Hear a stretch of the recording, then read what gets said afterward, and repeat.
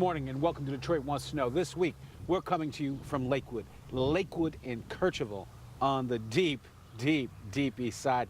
My guest this segment is Brent Maxwell. And, you know, they talk about development in Midtown, they talk about development in downtown, they talk about development really in Corktown with Ford buying the train station and all that stuff. But they don't talk about core development in the neighborhoods. This week, Mr. Maxwell is going to talk to us about his story and his mission of development in Detroit. It's pretty interesting, so check it out. Brent, welcome to the show. Good to see you, Steve. All right, so you bought a house. Yeah, we have this one. It's a duplex here on Lakewood. Okay. Why this part of Lakewood? So everything it's forgotten. No, it was forgotten. It's being rediscovered. Right now, property values are starting to increase dramatically in this area. Jefferson-Chalmers on the other side of Jefferson is experiencing huge recovery, but over here north of Jefferson, going all the way up to Verner, this area is hot and on the way up. I drove over here. I've lived in this neighborhood for, what, almost 30 years. When I was scouting the location, your PR guy gave it to me. I drove over here, and I'd never seen Lakewood split with a berm.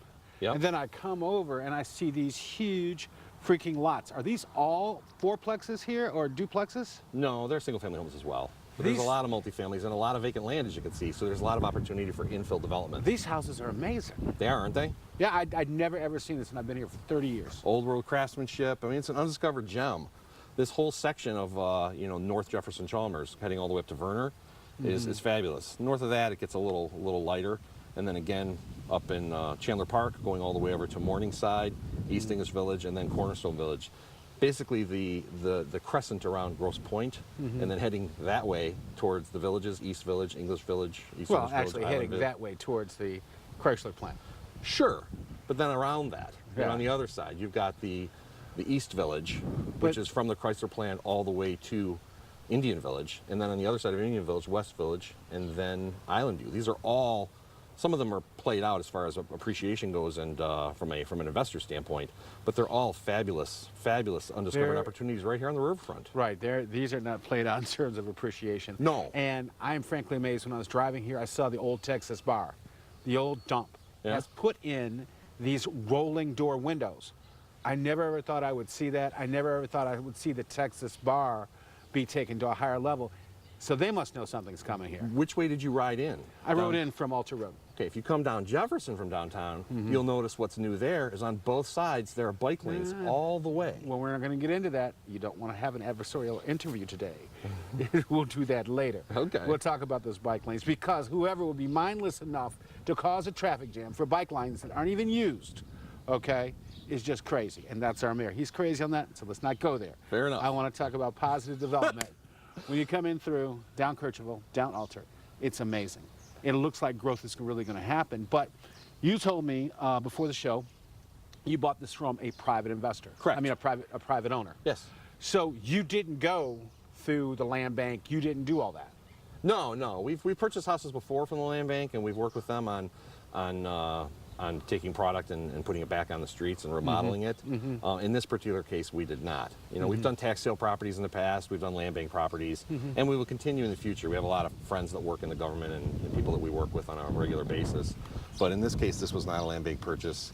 Neither were the other holdings in the area that we have. Nothing here has been from the land bank. However, we'd like to buy that lot, which I believe is owned by the city. So is that owned by the city or the land bank? I need to find out exactly who the ownership is, but we want to take that side lot down and make it a part of this property.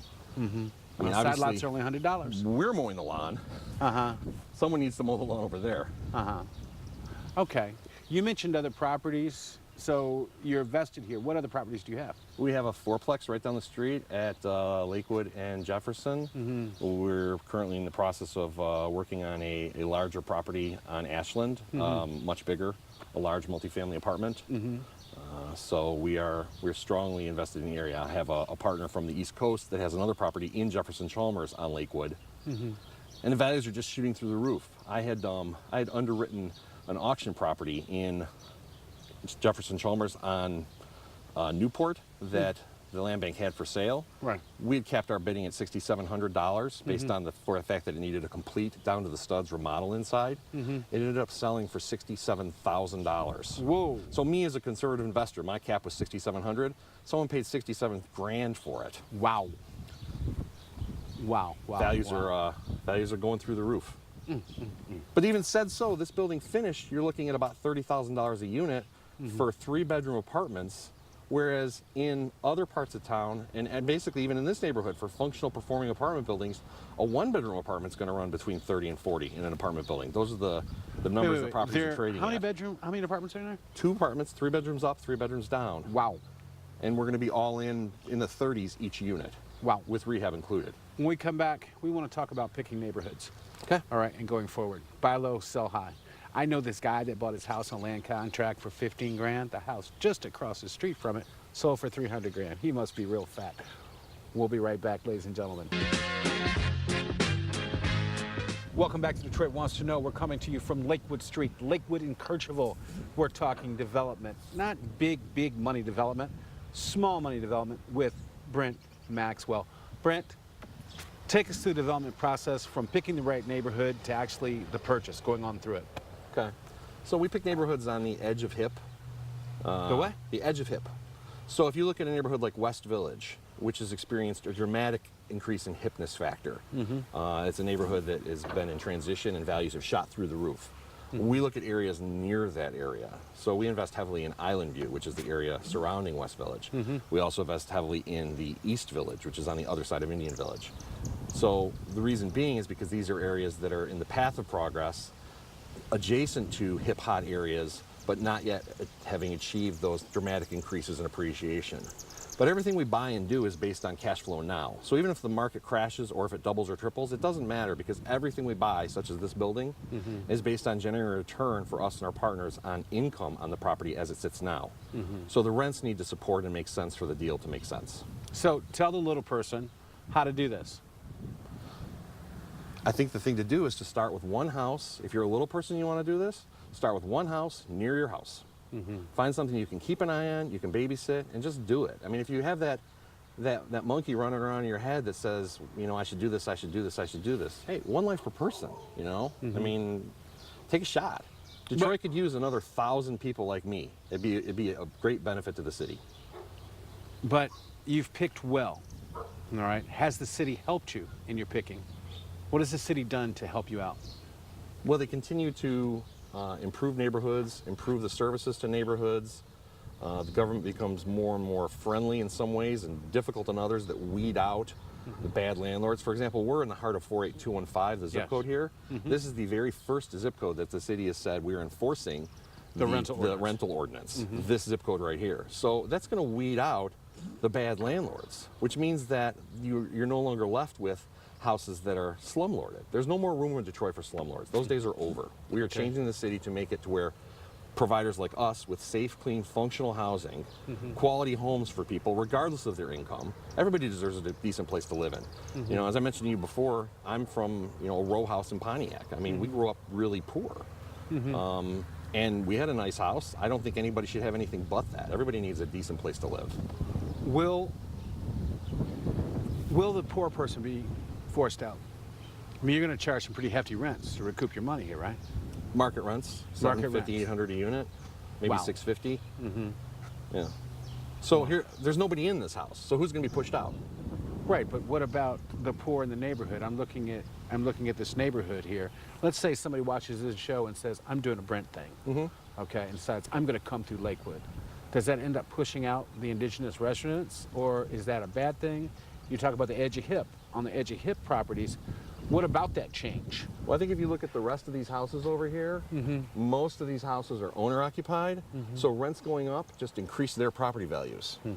Now the poor tenant, you know, may have their rents increased at some point in time. Detroit doesn't have rent controls, but the fact of the matter is we're looking at some development opportunities with the city. And if you look at these vacant lots here, and there are other blocks where the entire block, like if you look at Drexel, the whole block is vacant land.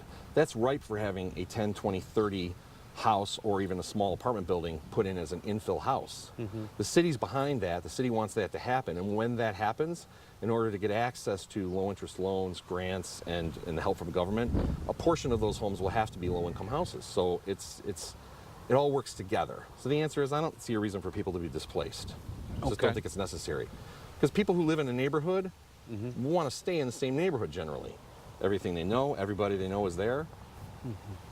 We're not talking about gentrification here. We're talking about recovery. You brought up the G word, Brent. I'll say it. I don't think it's a bad word, but in this case, if this house right here, this 2,500 square foot house, sells for $250,000, that's less than the replacement cost of construction. That's not gentrification. That's recovery. Interesting.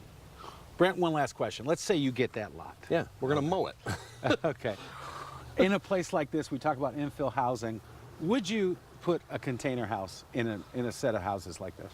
Maybe, if it's cool. I mean, I saw one on the internet for what, $38,000, fully Yeah. furnished. They'll drop it off. Yeah. Okay. I don't know if it's the right place for it. I mean, there's certainly places for. That was a test question. It's a great question, though. That's a test question, because my nephew and my good friend Kim Hoops and I are arguing. I have some property and whether to drop container homes on there and like put 4 small container homes on the property. So it's just interesting. I was just wondering what you thought about. On the right piece of land, absolutely. I mean, because this neighborhood is so beautiful, I don't know if you. It doesn't would really wanna do fit. it. No, it doesn't. No. All right. So why would you do that here? Detroit has plenty of land. We got 139 square miles built for 2 million people, and there's only 700,000 people here. There's plenty of land and plenty of opportunity and plenty of places for container homes and nice 2,500 square foot duplexes. Brent, can you give out instruction to people? Can people call your company? Sure, I can be reached anytime at 313-422-1333. Brent at ipsrealty.com. That's IPS, like Investment Property Systems, realty.com. Anytime. All right, Brent, thank you very much. Thank you. All right, man.